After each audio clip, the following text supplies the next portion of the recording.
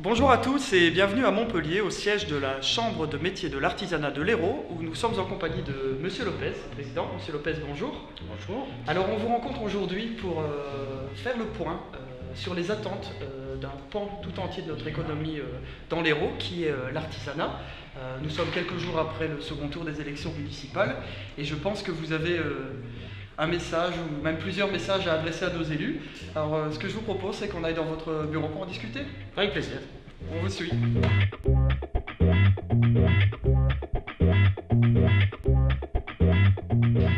Alors Monsieur Lopez, on connaît depuis quelques jours le nom des nouveaux maires et présidents d'intercommunalités.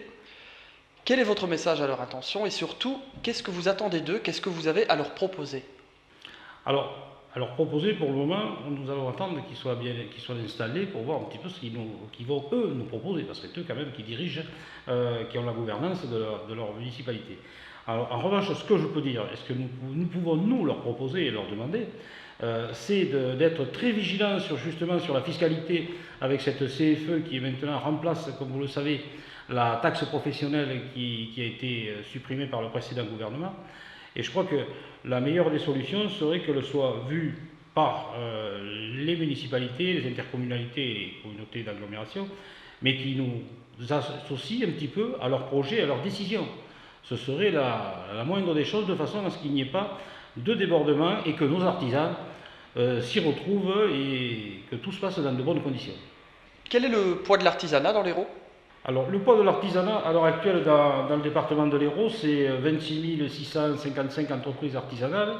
Et le poids de l'artisanat, vous avez une personne sur 8 qui est dans l'artisanat, 75 000 emplois directs dans notre artisanat, et sans compter, bien sûr, l'apprentissage, qui est notre fer de lance, parce que, comme chacun sait, c'est dans l'artisanat que l'on forme le plus d'apprentis. L'apprentissage, justement, représente-t-il encore aujourd'hui un vrai potentiel pour les jeunes?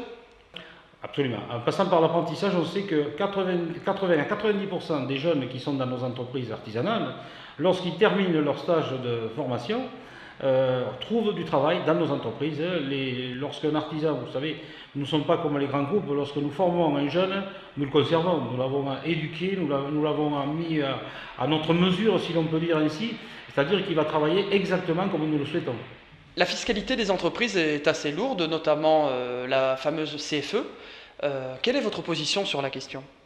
Déjà, les revendications que l'on peut avoir sur la fiscalité de nos entreprises, il faut savoir qu'il existe un régime qui a été mis en place, qu'on appelle l'auto-entrepreneur, et qui fait, qu'on le souhaite ou non, une concurrence assez déloyale à nos entreprises artisanales inscrites normalement au registre des métiers, qui fait que ces gens-là n'ont pas la même fiscalité que nous. Alors moi, ce que je souhaiterais, c'est qu'à terme, on trouve la solution pour que nous ayons tous la même fiscalité, bien sûr revue à la baisse, parce qu'à l'heure actuelle, la fiscalité de nos entreprises est énorme, écrase les entreprises, et nous avons quand même parfois du mal, tous les mois, à faire finir nos budgets, parce que la fiscalité nous prend plus de la moitié de ce que nous arrivons à rentrer.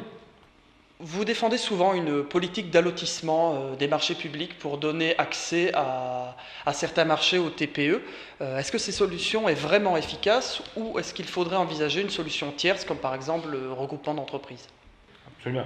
Déjà, une chose qu'il faut savoir, c'est que moi, parce que j'appartiens quand même à une organisation professionnelle qui s'appelle la CAPEL, pour le bâtiment, et donc on a toujours demandé à ce que lorsqu'il y ait des appels d'offres, ils soient en lots séparés, de façon à donner accès à toute personne, à toute entreprise susceptible de répondre au marché.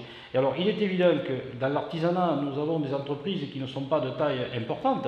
Donc la solution la meilleure, c'est de faire des groupements d'entreprises de façon à ce qu'on puisse accéder à des marchés plus importants. Et pour cela, il serait souhaitable, bien sûr, que les donneurs d'ordre le prennent en compte et l'inscrivent d'ailleurs sur les marchés qui délivrent.